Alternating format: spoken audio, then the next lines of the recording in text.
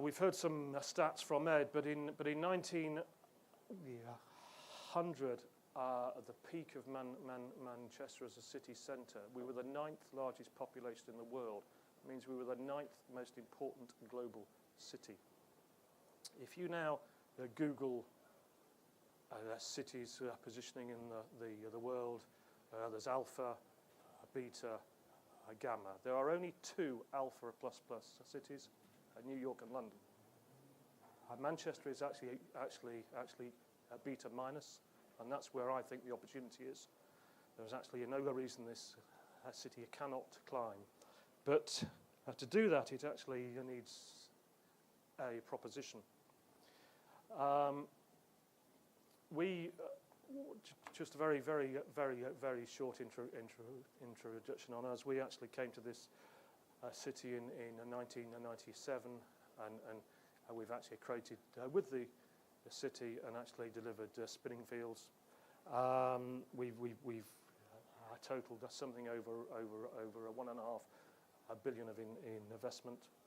On the spinning fields, we're actually starting this year on one new building, the cotton building, and actually next year number 1 spinning fields. I'm not actually proposing to actually talk about those at all, but if you like, that's our introduction, that's our calling card, and that's what gives me the opportunity to stand here. Our latest in investment is what is actually known as Granada Studios. It's TV. It's 15 acres, and it's a very strategic site. Sir Richard Lease, or it may have been Howard, is actually quoted as saying that what the Manchester of 27, and I don't really want to go that far. I'd go as far as 2024, which in fact is actually at 10 years from now. But it's all about actually creating neighbourhoods. Sir Richard's prediction is that this is what's going to happen to Manchester. And I've got certain things, and as I've referred to, these boards are the sort of stuff that will give you confidence that statement actually can be achieved. St John's, I think, is what we're going to call it. I think we've been asked to drop the quarter name. What we want to try and deliver here is something that is actually unique to Manchester, insofar as it will be its first residential neighbourhood in the city centre. That isn't actually to mean leafy streets, quieter zones. It is part of the city centre, so it has to actually be alive. And I think that's important. But in order to do that, I think we've got to go back to think about what Manchester has always had and what it's always been. And it has always been the city of invention. So to start and actually apply a London architecture or New York architecture or any different sort of urban design to this city is wrong. What you've got to do is analyse all these boards that we've seen over the last 3 days. You've got to analyse the history, because the history is what the people believe in. And then what you've got to do is basically engineer and actually tap off Manchester's natural on entrepreneurial spirit. That was Manchester 150 years ago. All those chimneys could actually potentially be towers. There's no reason why we can't go back to that landscape. It was 150 years ago, that was a landscape of success. And since then, everyone's moved out of this city to suburbs. I don't think people really are that keen on mowing lawns and washing cars anymore. I think people have moved on from that. And I think people are absolutely desperate to move back to an urban environment, which actually allows them to actually think and to get identity and culture. And I think that's the opportunity to return to that type of landscape. Similar to Shanghai, New York, they actually have those landscapes, and I don't think actually we should apologise for them, because that's actually why they're there, and they've made those cities. Judge Parry, Manchester's always been the place that people do things. Well, you can't do things if there's no one living in the city. It's fine to come to work, but I think just simply going to work is actually quite old-fashioned. I think people, what they want to do is they want to live and work in the same place. Going to work is just part of what they do. And then we go back to our history, and that actually brings us neatly on to Granada, which for the city is an extremely important part.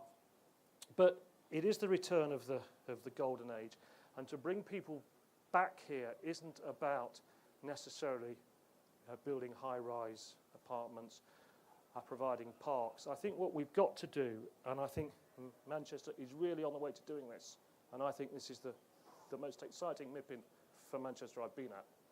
And I launched Spinning Fields back in 1998, so I've been doing quite a few.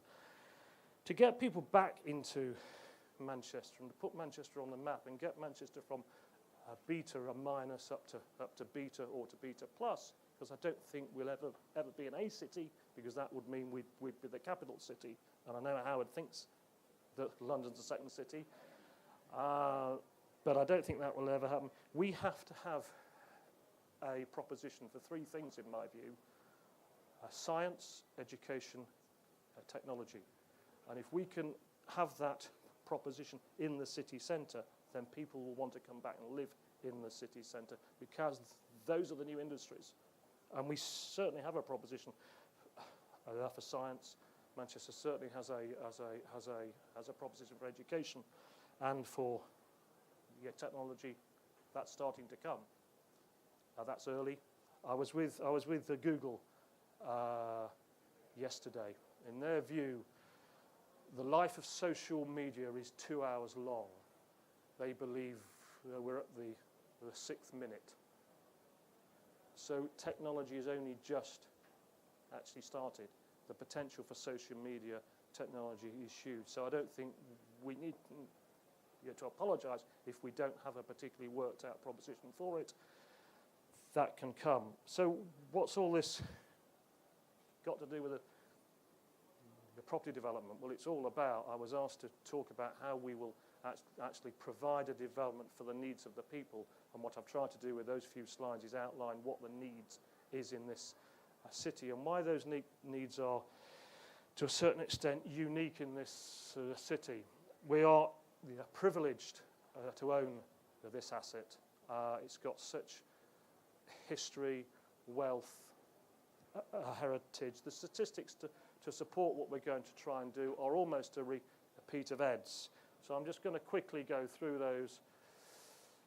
Manchester population growth destined for 143,000 extra people in the next 8 years by 2020. 2012, I've got a resident population of 17. Put that into context. Westminster is a very small part of London. The resident population of Westminster is 220,000. You know, that is just to put it in context. Housing stock growth forecasts, 32,000 more units. Look, I'm not sure if these are right. You don't know when these stats were done. They're actually different to Ed's, but they all basically tell a story. But the important story, it's not really about housing starts and population, it's about jobs. And here we've got an estimation of a further 100,000. These people don't really, the new people don't want to really travel in a car. They don't actually really want to travel. They just want to be where they want to be. And so if we can capture 50,000 of those people, of these new jobs, living in the city, then it all begins to work. What's our vision? Our vision is to basically reinvent this area of the city.